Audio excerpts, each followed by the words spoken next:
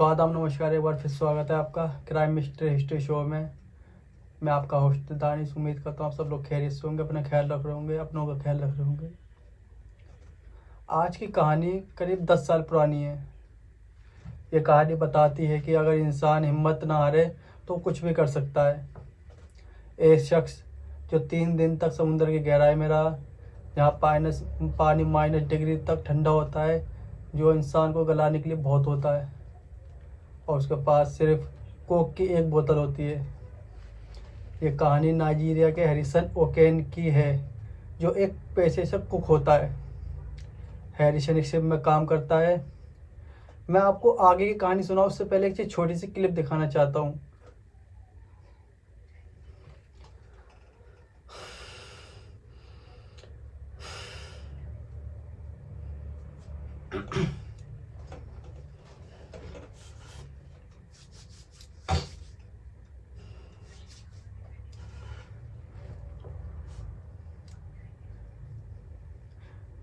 जैसा कि क्लिप आपने देखी, ये कहानी 26 मई 2013 की है। हैरिसन एक ऑयल शिप में काम करता था और उसका काम था कुकिंग का, यानी कि वो शिप में एक कुक की हैसियत से होता है, जो लोगों को खाना बना के खिलाता, सर्व करता है। ये जहाज जिसका नाम जैक्सन 4 था, ये अटलांटिक महासागर से जा रहा था। इसमें कुल 12 लोग सवार थे, जिसमें 11 क्रू मेंबर और एक ये कुक हैरिसन शामिल था, यानी कुल 12 लोग थे। नाइजीरिया से रवाना होने के बाद करीब 20 किलोमीटर की दूरी पर एक जगह थी, मैंग्रोव ब्लाइंड कोस्ट। उस जगह पहुंचकर इस जहाज़ का बैलेंस थोड़ा डगमगा जाता है। मतलब ये जहाज़ जो होता है, ये उस जगह आके धंस जाता है, फंस जाता है और धीरे धीरे पलटना शुरू कर देता है। हैरिसन सुबह 4 बजे जब उठता है तो उसे महसूस होता है कि जहाज पलटने लगा है। उसे चारों तरफ चीख और पुकार की आवाज़ सुनाई देती है। अब पानी भी धीरे धीरे शिप के अंदर घुसने लगा था। अब धीरे धीरे हर जगह समुद्र में जो गहराई थी, समुद्र की जो गहराई थी, जहाज उस तरफ जा रहा था। करीब 100 मीटर नीचे तक पानी के अंदर जहाज चला जाता है। थोड़ी देर बाद हैरिसन ने अजीब सी आवाज़ें सुनी। वो आवाज़ें किसी और की नहीं बल्कि शार्क मछलियों की थी। किसी तरीके से हैरिसन अपने आप को एक कमरे में सेव कर लेता है, यानी बंद कर लेता है। वो जिस कमरे में हैरिसन होता है वहाँ भी पानी भरने लगता है, क्योंकि पानी के 100 मीटर नीचे तक जहाज डूब चुका था और हैरिसन उसी जहाज में मौजूद था। लेकिन हैरिसन ने वहाँ एक समझदारी दिखाई। हैरिसन ने उस कमरे के अंदर जितनी भी चीज़ें पड़ी हुई थी, वो सारी चीज़ें पानी के अंदर डालना शुरू कर दी, जिससे पानी का दबाव कम हो और हैरिसन ऊपर की तरफ आए। अगर हैरिसन ऊपर की तरफ आएगा तो उसके नाक और सर पानी के अंदर नहीं जा सकेंगे, इसके उसके डूबने से मौत नहीं होगी। अगर वो ऐसा नहीं करता तो वो भी पानी के अंदर डूब जाता और मर जाता। सिर्फ एक कोक की बोतल थी उसका सहारा, क्योंकि पानी में पूरी तरीके से जहाज डूबा हुआ था। खाने पीने के तो कोई चीज़ कहीं से दूर तक नहीं थी। जैसे जैसे वक्त बीत रहा था, उसे एहसास होते जा रहा था कि वो भी अब जिंदा नहीं वापस जाएगा, वो भी इस पानी में डूब के मर जाएगा। उसे अपने परिजनों की, अपने वाइफ की, अपने घर वालों की, अपने माँ बाप की याद आने लगी और वो प्रे करने लगता है गॉड से। अब हैरिसन अपने गॉड को याद करता है।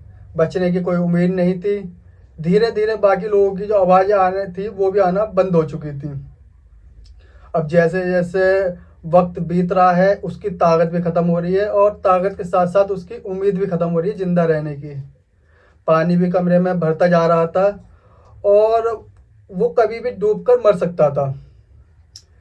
अब इसी बीच एक दिन बीत गया। अगले दिन उसने कुछ आवाज़ें सुनाई आती हैं। आवाज़ें थी हथौड़ा मारने की। उसे लगा हो सकता है रेस्क्यू टीम आई हो। वो अपनी पूरी ताकत से आवाज़ देता है कि रेस्क्यू टीम मेरी आवाज़ सुन ले और मुझे यहाँ से निकाल दे।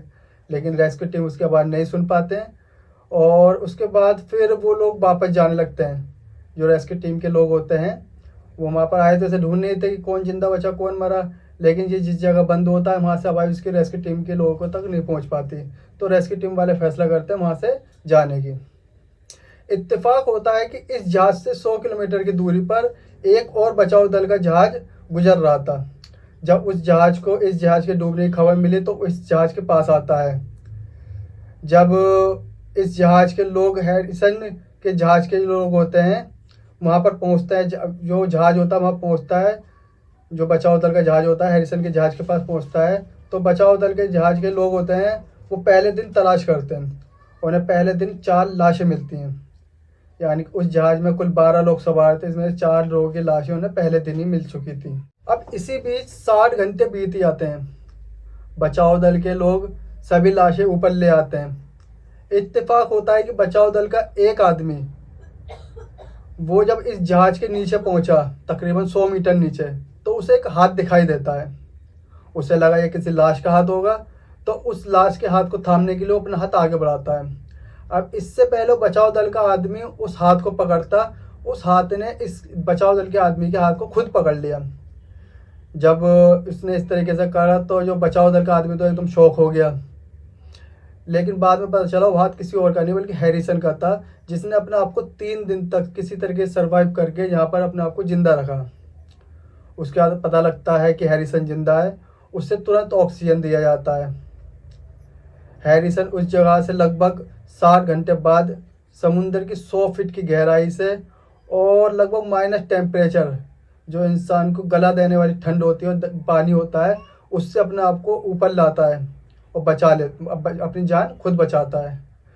इस सब को देखकर लोग भी बड़े हैरान होते हैं कि ये जिंदा कैसे बच गया। ऊपर आने के बाद उसे 2 दिन तक आइसोलेशन में रखा जाता है, क्योंकि उसकी हालत उस वक्त बहुत बुरी हो चुकी थी, कंडीशन उसकी, डॉक्टरों की टीम उसकी देख रेख कर रही होती है। लेकिन 2 दिन बाद वो बिल्कुल ठीक हो जाता है। उसे इस बात पर खुद यकीन नहीं होता कि वो बच कैसे गया, लेकिन सच है कि वो 3 दिन तक अपने आप को सर्वाइव कर लेता है। यहाँ 12 में से 11 लोग मर जाते हैं, वहाँ वो खुद अकेला होता है जो वहाँ से बच के निकल जाता है। तो ये थी हैरिसन ओकेनी की कहानी, जिसे खुद भी इस बात का भरोसा नहीं था कि वो बच पाएगा।